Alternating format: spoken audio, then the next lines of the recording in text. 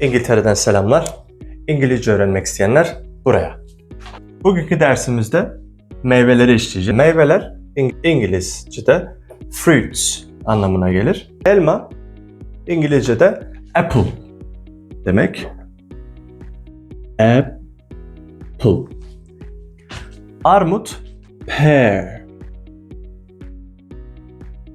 Pear diye yazılır. Pear diye okunur. Muz banana. Banana. Strawberry. Kiwi çok kolaydır. Hemen hemen aynı gibi. Sadece V değil de W gelir V'nin yerine. Kiwi. Portakal orange. Orange. Fig. Avokado da çok kolaydır. İngilizce'de avocado. Avocado. Avocado. Kendi yerini C alıyor. Üzüm grape. Grape. Üzüm grape demek. Şeftali ise peach. Peach. Şimdi hep beraber tekrar edelim bunları. Apple. Apple. Pear. Pear.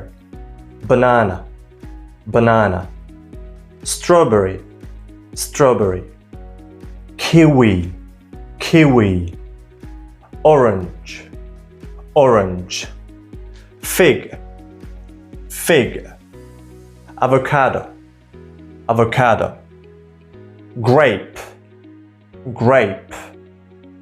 Peach. Peach. Kiraz.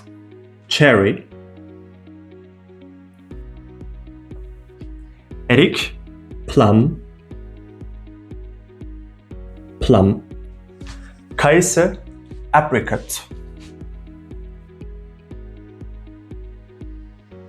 Apricot.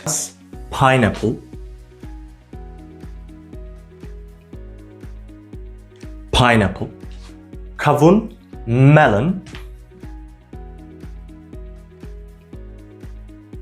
Karpuz. Watermelon.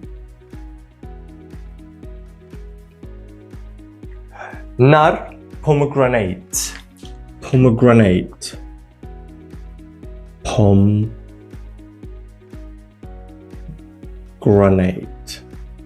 Pomegranate. Mandalina. Tangerine.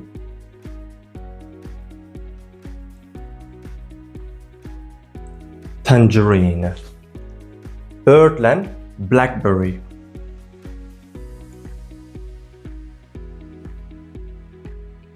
Blackberry.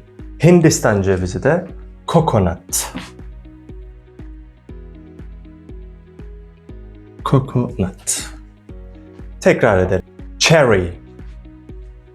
Plum. Erik. Apricot. Pineapple. Melon. Watermelon. Pomegranate. Tangerine. Blackberry. Ve son olarak coconut. Size ufak bir ödev, cevaplarını siz doldurun. Böylelikle kendinizi test etmiş olursunuz. Bunları iyicene öğrenin. Kelimeleri öğrenmeden cümle kuramayız. Cümle kurmaya geldiğimizde bunların faydasını o zaman daha iyi anlayacaksınız. Kendinize iyi bakın. Hi Tarek. Apple, pear, banana, strawberry, kiwi, orange, fig, avocado, grape, peach, cherry, plum, apricot, pineapple, melon, watermelon, pomegranate, tangerine, blackberry, coconut.